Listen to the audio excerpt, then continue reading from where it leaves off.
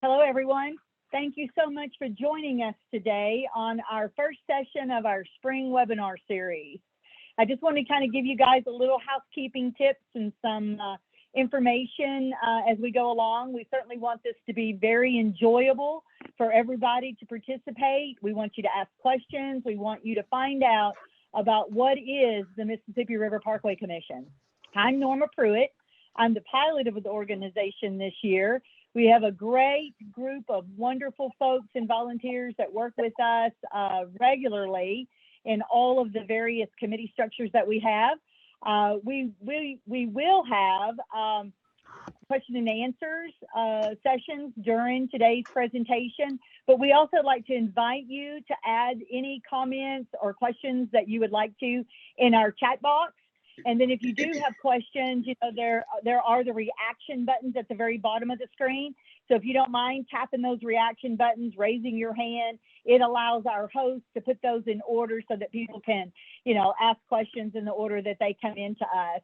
We are so very excited that we are providing you guys this entire month, every Wednesday at 11 a.m. Central. We're providing a webinar series during your lunch. It will basically be an hour. So jump on with us, talk and learn about all the various things that we want to tell you about along the river and the road. So, you know, we may even end up calling this, you know, the River Road Talks. I mean, who knows, right? So we're pretty excited. Today's session is going to be focusing on creating a sense of place along the Great River Road. We're going to talk to you about how to create a sense of place for your visitors so they can explore everything that the Great River Road and the corridor has to offer to you. You're going to hear from some of our folks from the interpretive centers, actually in Kentucky, which is where I'm from. We're also going to be talking to other folks every session based on the committees that our organization works with. I'm also joining you from a telephone. So if you guys have that set to where it looks like I'm kind of being spotlighted, it's, you know, everybody's internet, you know, is kind of wishy and crazy sometimes.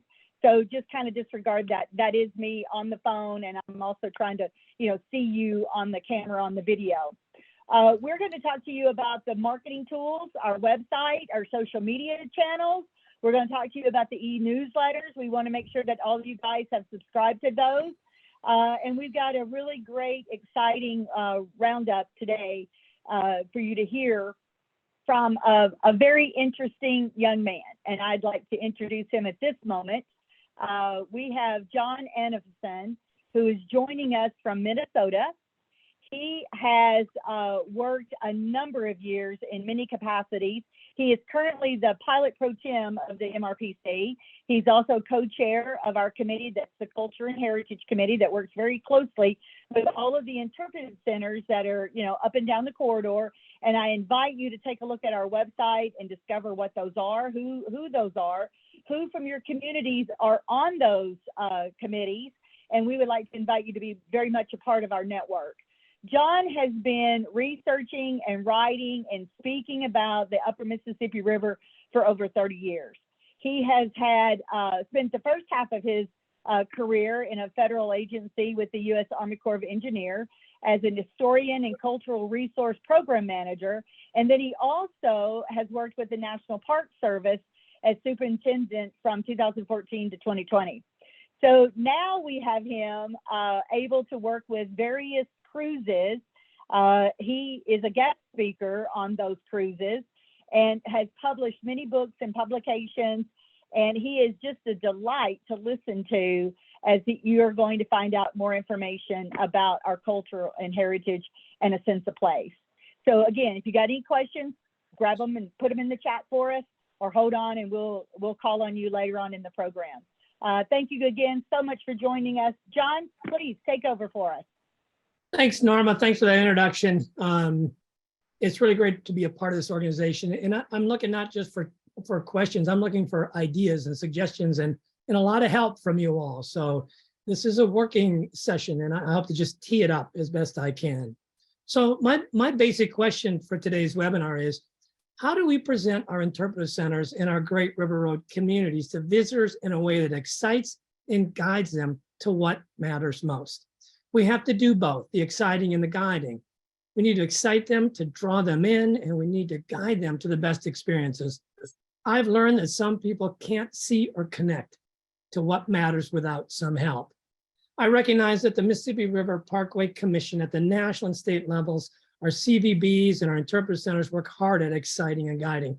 So I'm going to couch what I have to say from a very specific niche. Last year, I agreed to test out being a guest speaker on American Cruise Line boats on the Mississippi River. And in addition to giving 6 40-minute presentations over a week-long cruise on the upper lower river, I have to give 6 10 to 15-minute port previews. And I find the port previews are harder to prepare. Throughout my time with you, I want you to think of every interpretive center and every community on the Great River Road as a port city, whether for boats or cars or bikes. American Cruise Lines provides a basic outline for what a guest speaker is supposed to cover in a port preview. They say a port preview content should include relevant port and excursion information, including the founding and naming of the city or town, information related to major American battles nearby, current fun facts in the city or town, including things to do when walking about and exploring, in connections to local and cultural indigenous peoples when applicable. So what do you think is most relevant to today's travelers about your visitor center or your community? One answer doesn't fit all. Some interpretive centers represent a very discrete story, closely connected to just one of our communities. And other interpretive centers look at county, state, or regional things. Some communities don't have Great River Road interpretive centers. But as I said, each Great River Road community is a port city on the Great River Road, whether adjacent to the river or not. In my port previews, I'm trying to capture what is most interesting and relevant about the communities we visit. And I have to do this for communities that vary from Memphis to Winona to St. Francisville. If you had to do a 10 to 15-minute port preview for your interpretive center or your community, what would you highlight to ensure that no one left thinking their visit was underwhelming?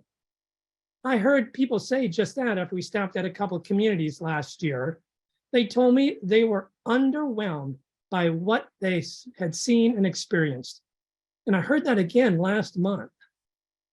As someone who deeply values the Mississippi River, I took this personally. I thought we had failed, either as American Cruise Lines, as communities, tour guides, maybe on buses, and I had failed to set up a meaningful and rewarding experience. This goes beyond the cruise boats. I'm determined to develop presentations that excite, guide, and reward visitors for exploring places on the Great River Road. I want to create and excite a sense of place. And so I'm going to start sharing my screen for this next section.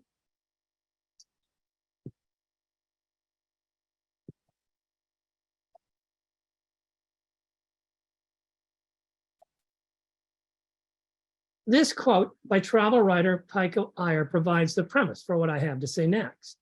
Nowhere is magical unless you bring the right eyes to it.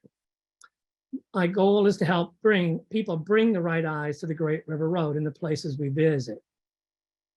On the cruise that I heard the comments about cities being underwhelming, 2 entertainers, the Banjo Cats, taught the audience that music has 3 primary building blocks: rhythm, harmony, and melody. While they were playing, I was still probably mulling and muttering over the negative comments, but the remarks awakened me. And I immediately began thinking about what are the primary building blocks of a sense of place.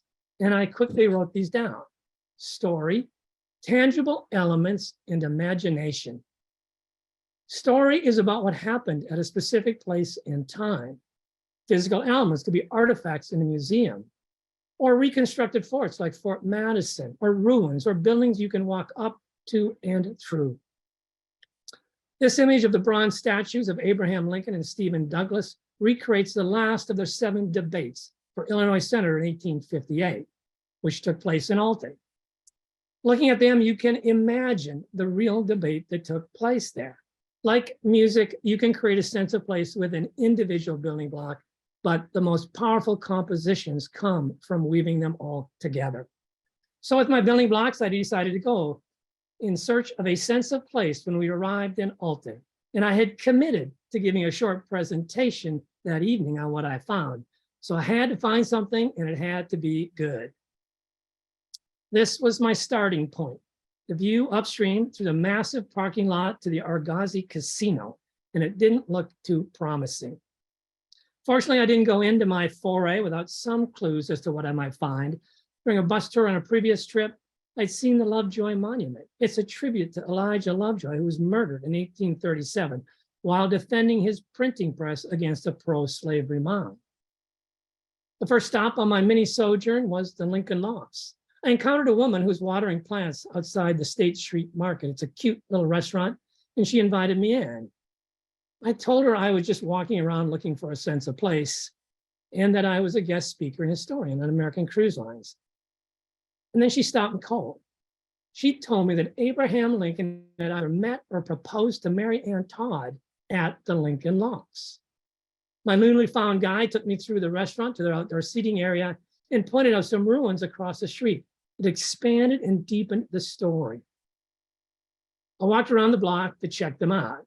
The first marker I came to told of the Godfrey Gilman and Company warehouse at the end of the street, where Elijah Lovejoy had been murdered, intensifying the abolitionist movement to end slavery and creating national outrage over violating freedom of the press. Next to the marker were the ruins of Illinois' first state penitentiary that held Confederate prisoners during the Civil War. I then walked a few blocks back to the Lincoln-Douglas Debate Square and looked at the statues of Lincoln and Douglas while I sat on this bench under the shade of a tree, contemplating the concentration of so many stories in such a small area. Consider this: events like the Lovejoy murder added to the growing divisions within America over slavery. What conversations did Mary and Abraham have about his entering into politics, running for senator and then president at such a time? Lincoln had made slavery a focus of the debates. Douglas believed in popular sovereignty, under which citizens of each new state or territory could choose whether they wanted slavery or not. In one of his speeches, Lincoln famously said, "A house divided against itself cannot stand. I believe this government cannot endure permanently half slave, half free." At the time, the Illinois legislature chose the senators, not the general public, and the Illinois legislature chose Douglas. Lincoln's loss that year set up his successful run for president 2 years later and his eventual signing of the Emancipation Proclamation. The Civil War came with Lincoln's presidency, led to Confederate soldiers being held at a prison just a few blocks away from the square, where many died from disease and or their wounds. My search of sense of place had been rewarded, maybe because I had gone looking for it so intentionally. I didn't wait for someone to point it out, which leads me to the element of imagination. Our Great River Road communities are not static. The old and the new are often jumbled together as they are at the Lincoln-Douglas Debate Square. This is where your ability to see past the clutter and use your imagination, as I did, to find a sense of place becomes so important. But the reward for doing so is well worth it. Sense of place is not only connected to the past. The recent or present character of place is important too, and I hope to show you that in what I have to talk about next. I have to give the port preview immediately before happy hour, and after the guests have been out and about all day in a different port. It's a challenging setting. I am the barrier keeping them from their drinks and sliding into a relaxing evening and dinner. A port preview has to be brief, informative, and engaging.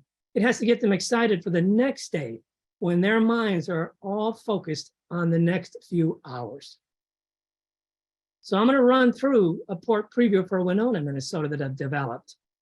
And I think it fits what American Cruise Lines template wants us to do, but I really want your thoughts of how this works. I've taken a very different approach elsewhere, especially when I believe a greater context is needed. And I'll say more about that at the end. So let me run through this preview. I want you to consider whether this would work for your community or your sites. If it doesn't, why and what is needed? Again, help me out here. Consider your port preview something we could use maybe on the Mississippi River Parkway Commission website, or maybe hand it off to a cruise line company so they could tell the guests what you want them to hear about your community. I like the opening statement from one of Visit Winona's websites because it reflects local identity and connections to the wider world. Their statement says, "We were loggers, traders, farmers, immigrants, and pioneering spirits whose livelihood revolved around its greatest asset, the river that still connects the Midwest to markets worldwide. Now we are artists, artisans, and music lovers who embrace local traditions while connecting to broader cultural experiences." Winona has a population of about 26,000 and is more than just artists and artisans, as you will find when we are there. Recognizing the American Indians whose land this was before settlers arrived, Winona built Unity Park. The main structure and landscape is filled with stonework from the bluffs and native prairie plantings. And the city hosts an annual Great Dakota Gathering. They invite tribal members to celebrate their heritage along with the current residents. The Mississippi River explains why the Dakota moved downriver to Winona. In 1680, when Father Lewis Hennepin, who was the first European explorer to come up the Mississippi, met the Dakota, they lived far to the north in Minnesota around Mille Lacs Lake. After that encounter, several forces began pushing and pulling the Dakota south and west. The Mdewakanton and Wapakuk bands moved down the Mississippi River. Kaposia, once a community near St. Paul, Red Wing, Wabasha, and Winona, were all villages of the Mdewakanton and Wapakuk bands. In Dakota, Winona means firstborn daughter, although the name of the city or village was called Keosha. At one time, Keosha was home to the hereditary chiefs of Wabasha's band. On July 29, 1851, the Mdewakanton and Wapakuk bands began negotiating a treaty with Minnesota Governor Alexander Ramsey and the U.S. Treaty Commission across from Fort Snelling, which is between Minneapolis and St. Paul. By signing the treaty, the bands gave up all their lands west of the Mississippi River for a small reservation on the Minnesota River.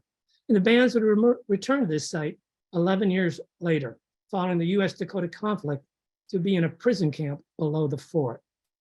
Despite their treatment, some Dakota came back to the Mississippi River. And in 1936, the U.S. government established the Prairie Island Indian Community just above Red Wing, Minnesota. In 1805, Lieutenant Zebulon Pike, the first American explorer to travel up the Mississippi, climbed the bluffs at Winona to overlook the river. In his journal, he described the panorama before him as a most sublime and beautiful prospect. On the right, he said, we saw the mountains we had passed in the morning, with the prairie in the rear like distant clouds.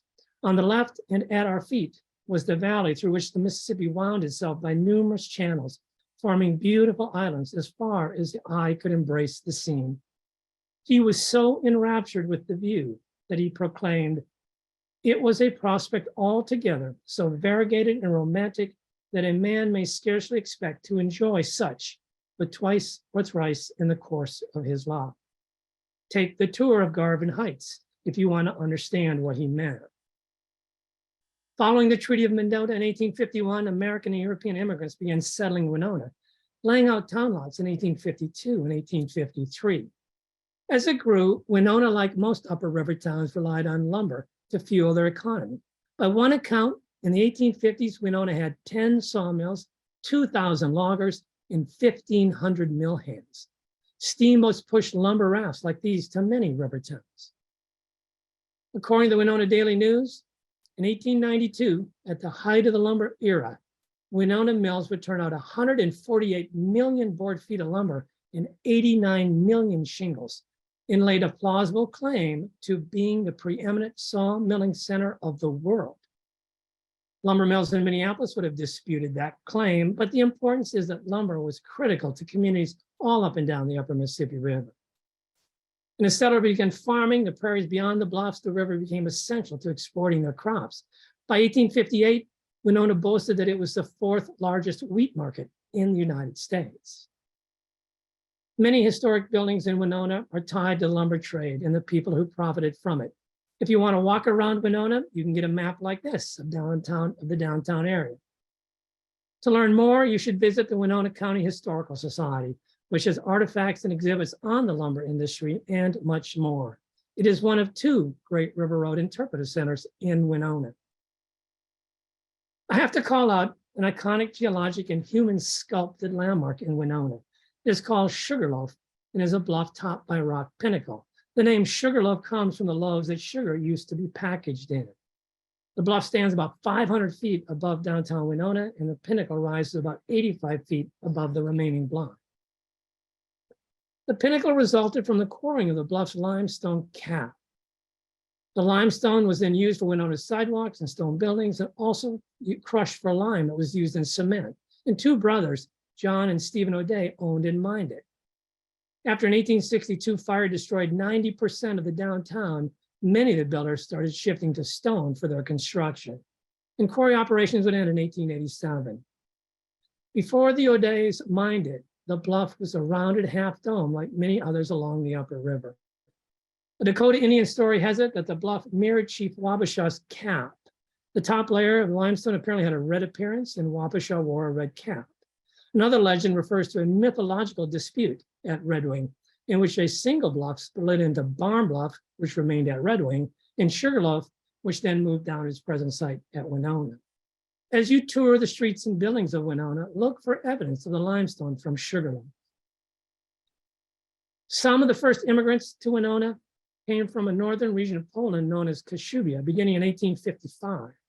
2 Polish settlers arrived that year, and in 1857, 25 more. Poles would continue arriving in Winona for more than 50 years, especially from 1860 to 1890. While as many as 5,000 Poles stayed in Winona, many moved on to western Minnesota or North and South Dakota or Montana. Of those who stayed, most worked in lumber mills and as manufacturers of millwork, carriages, and wagons. And construction work provided the second largest job market. Many brought their skills as masons and carpenters from Poland. The Polish Cultural Institute and Museum bills Winona as the Kashubian capital of America and tells the story of the area's Polish settlers and ongoing connections to their heritage. The museum is located in a 3-story building built in 1890 by the Laird Norton Lumber Company, which was at one time the largest lumber producer in Winona. I have to point out some key industries for which Winona is known today. Founded in 1967 by Mike Chickanowski, Winona Canoe is a nationally recognized company for the beauty and quality of its canoes. Some of you may even own one.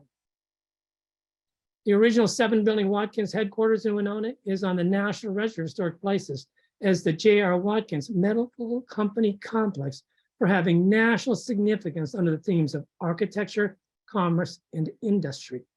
The buildings were the longtime headquarters for the Watkins as they grew to become the nation's largest direct sales company in the early 20th century, and for the Prairie School design of the 1911 Administration Building by architect George Maher. If you go to the Winona County Historical Society, you will find some of Watkins' products for sale in their gift shop. The front entrance to the Administration Building includes a window designed by stained glass artist Louis Millette depicting Sugarloaf Bluff. Winona features many exceptional stained glass windows by some of the best-known artists in the country at the time. Another company that rivals, and more than rivals, the lumber industry in Winona is Fastenal, which is the city's largest employer at over 1,400 employees. Fastenal has retail stores in every state, every Canadian province, 14 Mexican states, Puerto Rico, and Panama. Internationally, Fastenal has production sites in China, Dominican Republic, Hungary, Malaysia, the Netherlands, Germany, Singapore, and the United Kingdom. A man named Bob Kierlin is Fastenal's founder, has been a major donor to many projects in Winona. He and his wife, Mary Berrichter, founded the Minnesota Marine Art Museum. This is another can't miss site. I had the honor of serving on their board for 13 years. It is filled with world-class art and is moving in new directions. It is the other Great River Road Interpretive Center in Winona. You have a river excursion option in Winona, which will take you to the Mississippi River's backwaters below Lock and Dam 5A. You may wonder, why is there a Lock and Dam 5A? Congress authorized the 9-foot channel project in 1930, under which the Corps would build most of the locks and dams. and they authorized it in a rush. And consequently, the Corps' plans were more of a draft than a final design. The plan had called for building Lock and Dam 6, 13 miles below Winona, and Lock and Dam 5, about 11 miles above Winona. But to create a channel deep enough between those two locks and dams, the Corps realized they would have flooded out Winona's sewer system. So they had to add Lock and Dam 5A in between the two. And on your tour of the river, you might get to see the Latch Island Boathouse community. Winona has long had a boathouse community at Latch Island, and in 1998, it officially became part of the city. People live on their boats there all year long, and the city allows up to 100 houseboats in what they call the neighborhood. Enjoy your time in Winona, and remember, nowhere is magical unless you bring the right eyes to it. So that's my Winona port preview. I said I'd follow up with my other approach to port previews.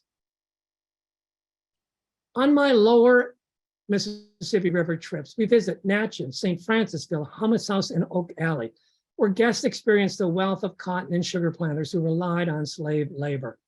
All are on the Great River Road or have Great River Road interpretive centers. I felt the guests did not receive enough context for their visits, so I tried to give them that by focusing on the two crops that drove the South's economy and largely defined its antebellum or pre-Civil War culture in the Mississippi River Valley. I'm not going to walk through this port preview. I just want to give you a gist of what I say. In his essay, Cotton in the U.S. South, Harvard University history professor Sven Beckert says, the American South mattered to the national and global economy because of cotton. England and other foreign countries quickly became dependent on U.S. cotton. In 1800, 25% of the cotton delivered to Liverpool, England came from the United States. By 1820, it was already 59%. And in 1861, as the Civil War began, England imported 1.1 billion pounds of cotton from the American South. 80% of their imported cotton came from the US. But not only England relied on cotton.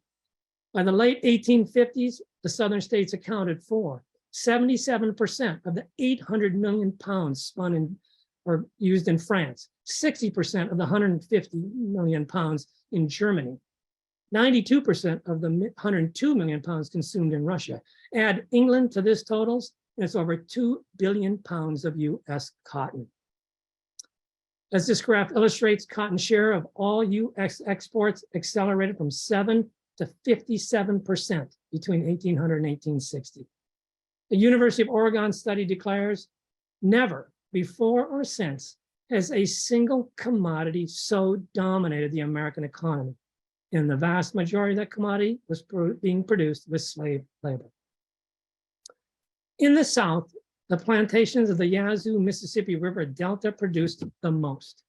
Annual flooding for thousands of years had created land that Beckert emphasizes would become the world's most productive cotton growing land. In 1859, he says, as many as 60,000 Delta slaves produced a staggering 66 million pounds of cotton. The Delta, he insists, was kind of a Saudi Arabia of the early 19th century, but for cotton instead of oil. So this is a sample of the context I provide for sugar and cotton. I wanted people to understand the global reach of slave-grown commodities and the consequences the Civil War would have globally, not just in the United States. I trust those that took the plantation excursions learned from my port preview and saw them in a different context. Whenever an interpretive center or community along the Great River Road can place themselves into a larger context, their guests are more likely to find them more relevant and visiting them more rewarding. So if you had to do a 10 to 15 minute port preview for your community, how would you do it?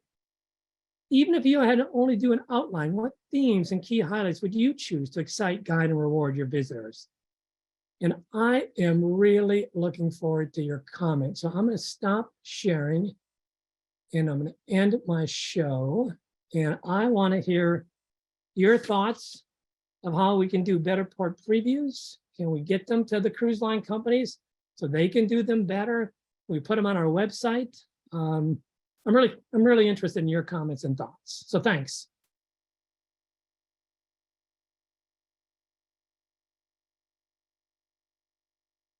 hand it off to Suzanne to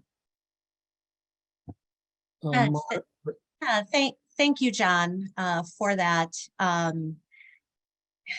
It's interesting. Many of the comments that you made, again, searching for that sense of place, right? So John, as he's traveling with all of these visitors who are moving from port to port by boat, he's trying to help them create or trying to help them find that sense of place within each of these areas. And really, as we think about our own communities, our own counties, our own interpretive centers, our attractions, our communities, wherever it is that we're representing, we're really trying to create that sense of place for our visitors so that they can understand that story that we have to tell. As marketers, and especially people within tourism, we are very familiar with storytelling, and creating that sense of place is really sharing that story, not only of the past, but that story of what is happening now. John mentioned in the beginning, it's active, right? We can talk about things from the past, but certainly we have so much that's present and even things to look forward to in the future. Does anyone have any questions or comments at this time? We'd also be interested, we'll be surveying at some point to see how many might be interested in an active webinar to really look at creating a port preview. And thinking about port, John is referencing port, not only port along the Mississippi River, but port even being inland along the Great River Road, right? So don't get stuck on the word port of just really referencing water. It's something that has been very interesting as the chair of culture and heritage and working with the interpretive centers that John has been able to share with all of us. And it really gives us a new perspective, I think, in looking at our own communities, interpretive centers, and attractions. Yeah, and if I could just add, Suzanne, I have a specific passion for, doing this for the Great River Road Interpretive Centers and cities. But there were 31 cruise boat dockings just by American Cruise Lines in Winona last year. I was only on 2 of those. So we need to get to those cruise line companies, Viking, American Cruise Lines, and American Queen Lines. They all have people doing this. And they're making it up like me as I go. And I don't want to just make it up. I want to know what communities along the Great River Road want me to say about their communities, how they want me to frame their communities, and get out what they value, not just what I think from searching the internet or reading some things. And I also want to tell them about the Great River Road overall. Hey, after you're done with your cruise, go out and drive the Great River Road. You can get to more places. But we, the Mississippi Parkway Commission, need your input for that. So consider this no pun intended, a preview of things to come.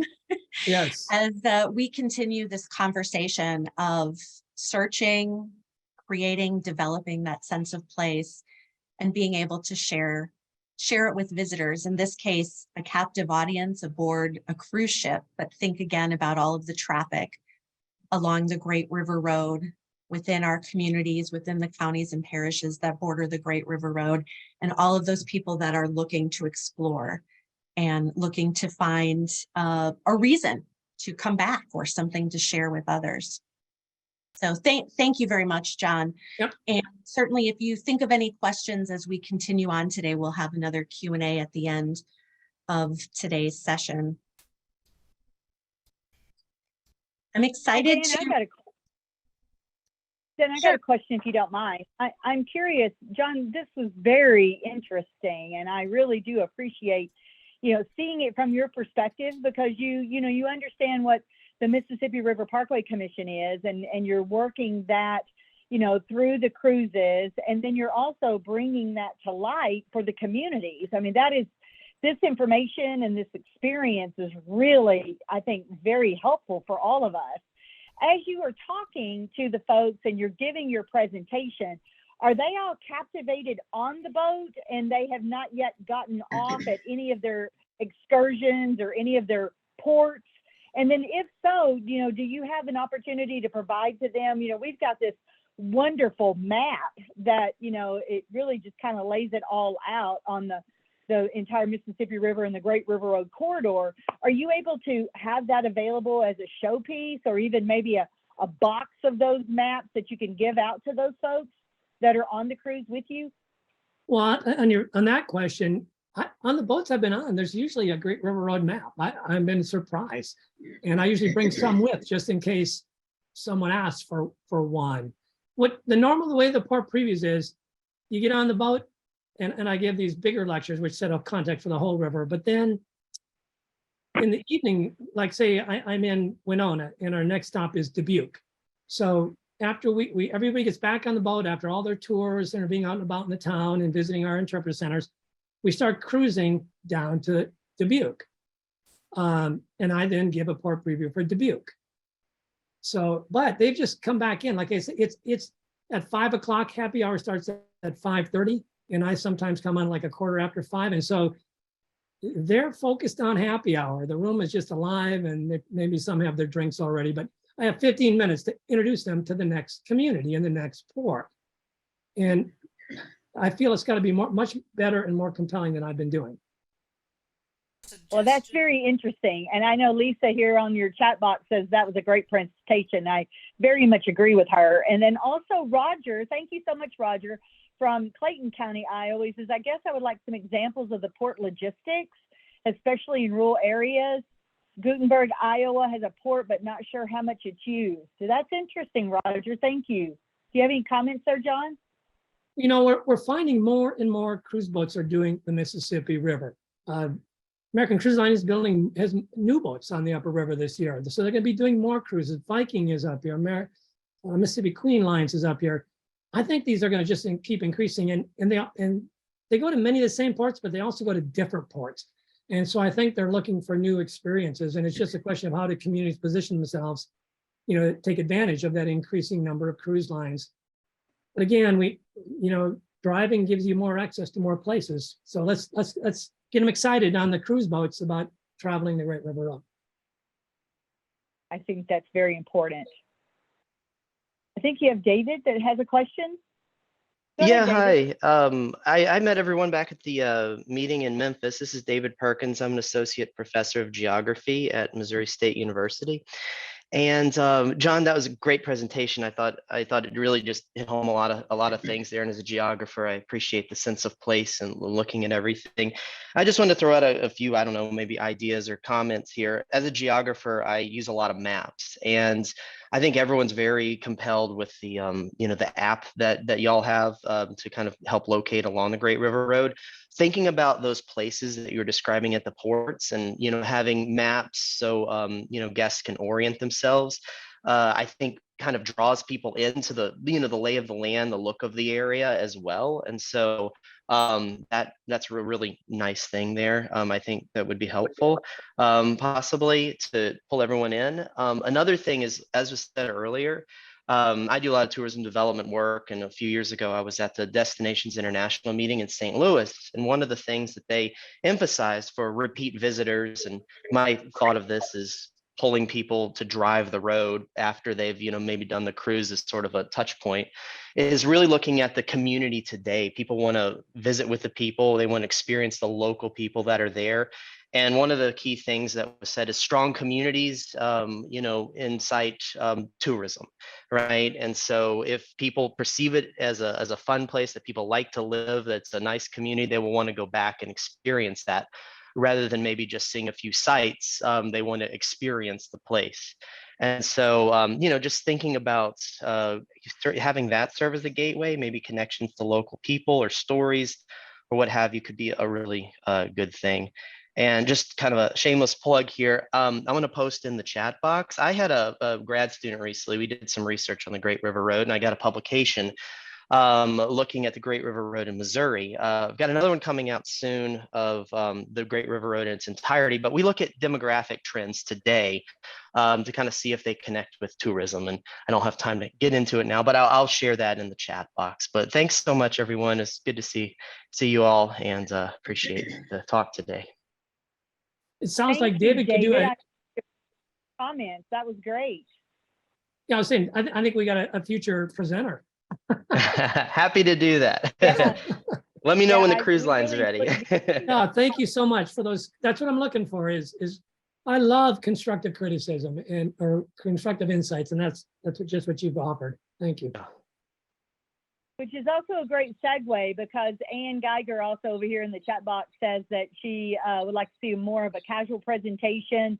And I think someone need talking about the maps. I think we also need, some additional maps to see where people are talking about as we're traveling. This is our first webinar for the spring season and for us to look at opportunities for us to use this Zoom platform in the future. So all of your comments and thoughts and questions and anything that you want to add is going to be beneficial to us as we continue to grow this platform and be able to come and visit with you guys for the hour that we have allocated. So, and David, I look forward to seeing you also at our next conference.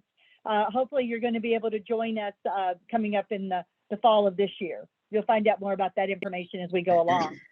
Hope to be there. Thanks. Wonderful. Thank you again, everyone, for posting in the chat box, raising your hand. We'll continue to use those methods to be able to share and ask more questions.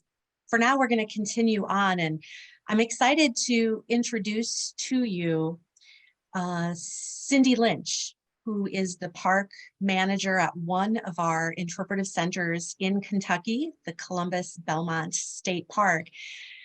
There's probably, I wouldn't hesitate to say probably no one that knows that park better than Cindy is. She's been employed there with the state park for over 46 years, certainly because she loves that park, but I think she especially likes any point where there's a view of the Mississippi River. And of course, it's located right on the bluffs overlooking the Mississippi River. She's an active participant in promoting not only the Great River Road, but the Kentucky Great River Road.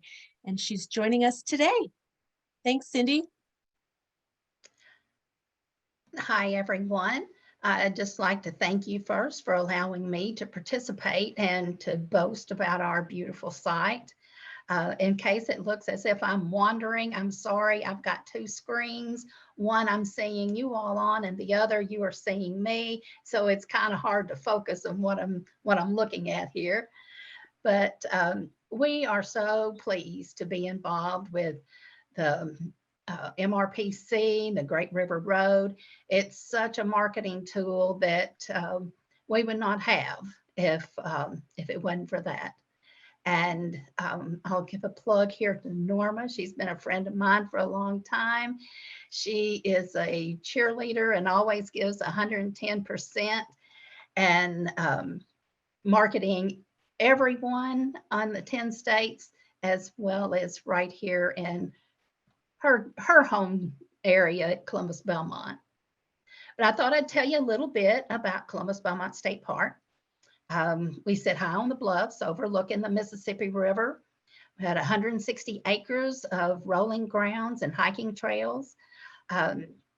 We have interpretive panels all throughout the park, and some of which are telling about the Mississippi River. And all our trails, our sidewalks, they all lead to a beautiful view of the Mississippi River. And we are considered a recreation park and a historic site. And the recreation side of it is that we have a beautiful campground that sits high on the bluffs overlooking the river. We have snack bar, mini golf, and conference center. And as far as the historic aspect, we've got three major things. One is that we are on the National Trail of Tears land and water route. And of course that, includes the Mississippi River and the advertising and marketing that we do with it.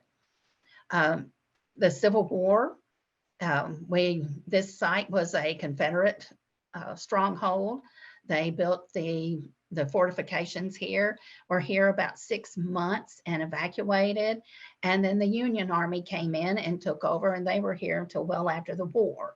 So there's lots of Civil War history here for both the North and the South. And we are a CCC built park. The Civilian Conservation Corps built the park in 1932, and it became a state park in 1934. We have lots of events that goes on throughout the year, and it's some things are advertised with the Great River Road, and we have approximately 150,000 visitors each year, and everyone is excited to see our beautiful views of the river. And we have noticed recently that we're getting more and more people telling us that they're here because of the Great River Road marketing. They're seeing it more and they're utilizing it. So that has been very good for us and for the Great River Road marketing altogether. We've had recently several campers tell us that they have been traveling the Great River Road and camping along the way.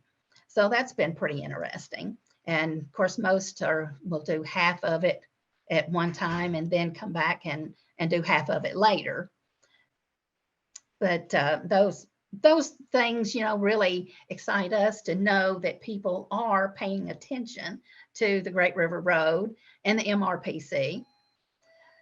So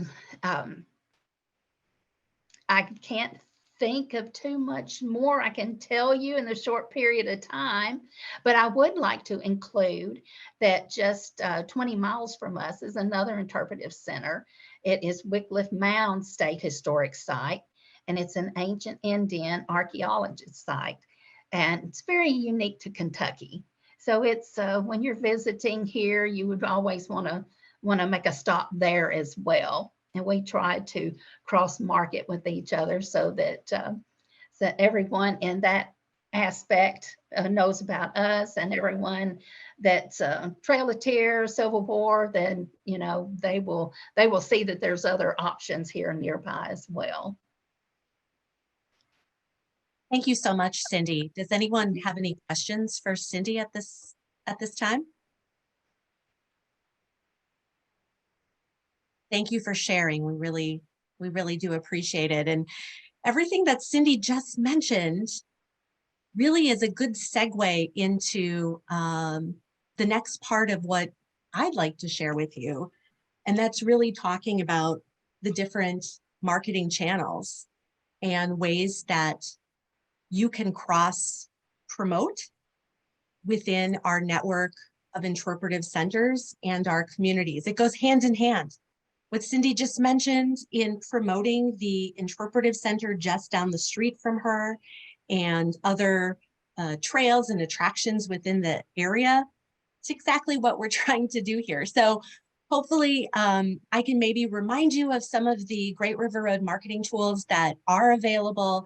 And of course, all of us working toward that same goal of bringing travelers to the Great River Road to explore, to learn, to spend time, of course, to create and increase the economic impact within our communities. And of course, to share experiences as well, which is really, if you think of that word of mouth being such a strong recommendations being so strong, whether it be someone word of mouth or someone sharing something through social media, again, being very, very strong in how people are finding out about our areas.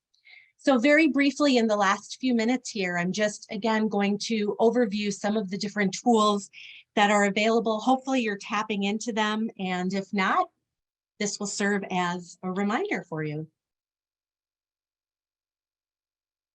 So the map, we had just talked about the 10-state Great River Road map. The map is a promotional map. It is not really used for navigation. It gives you a general sense of where things are as you look at the 10 states and the Great River Road as a whole, but we don't recommend it for navigation. For promotional purposes, it features all of the interpretive centers within our network. It provides some information on each of the states And it really serves as a resource. Not only can you get particular information on each of the interpretive centers, but on each of the state Great River Road organizations, as well as the state tourism organizations. It really serves as, again, that hub of information. If people are looking for something printed that they can have in their hands. Most of our interpretive centers have them, state and local visitor centers. The map can be ordered online. There's no cost. We do take donations, and we do receive a couple $1,000s a year. People who order the map and certainly appreciate it and put a few dollars towards the future publication of it. If you're looking to get your hands on some of the maps, contact the state chair within your state commission and find out from there what maps are available. Marketing channels continue, the website and the app. Again, things that we've been talking about. ExperienceMississippiRiver.com. That is our online hub for promoting the 10-state Great River Road. On average, we see over 50,000 page views per month. There's content that continually is added, information on the interpretive centers. Of course, we then have links over to the interpretive centers individual pages, articles, itineraries. We're continuing to add information to the website. It serves as really, again, our hub. And for those of you looking for some ways to further connect with us, the website and the content that can be added certainly is a good way. We're always looking for web cameras. We're always looking for new story ideas. If your center, your community has new attractions, new displays, if you have different itinerary ideas along the Great River Road, different information to share, we're always looking for that type of information so that we can add content to it. On a monthly basis, we do write a blog that's distributed not only through our monthly e-newsletter, but as mentioned, also shared within the homepage of our website. Our app currently has over 36,000 downloads. The app more so used for navigation purposes. Right now, it does provide some general information on river crossings, locks and dams. With additional funding in the future, we'll certainly be looking at adding more amenities and updating the app. Social media and e-newsletters, these are things that are happening all the time within our social media. We have over 85,000 followers. That's on Facebook and Instagram. Our monthly travel e-newsletter has 47,000, well, greater than that subscribers. It's constantly growing. If you are not currently on our social media or on that travel e-newsletter list, I strongly encourage you to do so. The travel e-newsletter subscription is based on signups on ExperienceMississippiRiver.com. Most of you probably found out about our webinar through our membership e-newsletter that is distributed online on a quarterly basis. That's more of an internal membership-based communication.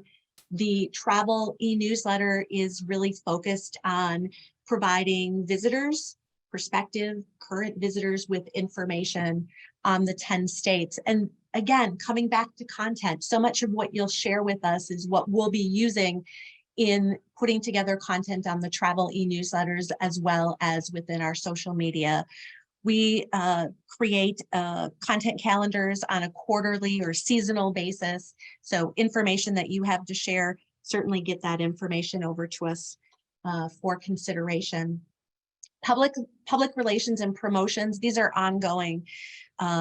We try and create different story ideas, share information with different media. In turn, we receive a pretty healthy amount of media pickups. Different writers, bloggers, people that are looking at further creating stories along the Great River Road will come to us for information. They may have ideas and they want us to either do fact checks or they just want us to help them add content to their idea, as well as visuals. We're always looking to update our photo library. Promotions, all of you hopefully are familiar with the Drive the Great River Road Month. It's a campaign we started more than 10 years ago.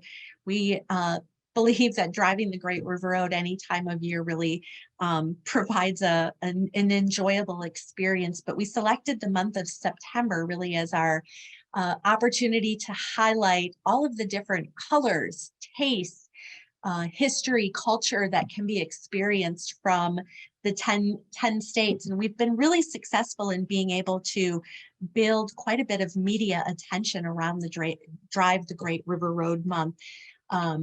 Another way that you as interpretive centers, communities, counties, attractions along the Great River Road can interface with us is by joining one of those promotions and in being able to really cross promote what you have going on in the month of September alongside of promoting driving along the Great River Road. It's really such a great month to be able to showcase everything that's going north and south.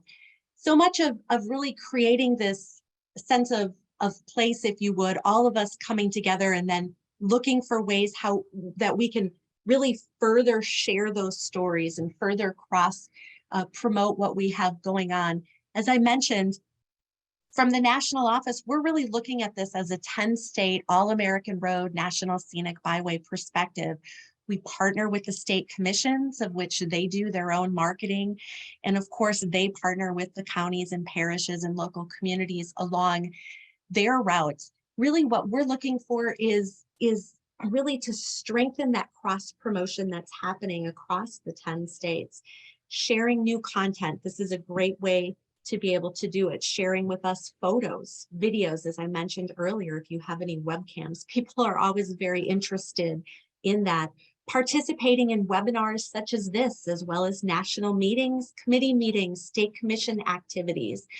This year, we just launched a co-op advertising program. Consider it. Look and see if there are any opportunities that might fit alongside of the marketing that you have going on. From the national perspective on mrpcmembers.com, we really try to post all of the resources that are available to the different entities that we are partnering and cross-promoting. You'll find the different Great River Road logos for the state as well as national. You'll find links to the different resources that we've talked about, from the interpretive centers to the state tourism and state Great River Road websites. It provides an opportunity really for you to be able to share and engage with what's happening with us today. So if you are not currently a member of mrpcmembers.com, you can log right into the homepage and create a profile for yourself and get on our mailing list. Again, if you are not a fan currently within our social media, I encourage you to do so, as well as go to the experiencemississippi.river.com website to be able to sign up for the tourism e-newsletter. I'm going to take any questions that we have at this time, and it can be about anything within the marketing perspective that we just talked about, as well as any of the content or ideas that we've shared today. Suzanne. Hi, Frankie. Yeah, go ahead. I'm curious about the, what is the procedure to share with you the content, our new content? Because in the area where I am, there is so much that y'all are not even aware of, you know, and what is and I've poked around in the past. I really don't know what the proper way to do it is. You can contact me directly. Okay. And we can talk about the information that you have, and then I'll pass it along to our staff as they're looking at creating content. So really use me as your resource. There are different places that you can download information and videos and photos and such on mrpcmembers.com, but please use me as your resource. I'm here to be able to collect and guide you to any of those resources that we have. We're always looking for new ideas. We have a lot down here. Wonderful. I look forward to hearing about it. Thank you. We are right at the 12 o'clock line. Yeah, go ahead, John. I know we're at time, but there's a question about access to the video recording, if there'll be access to it.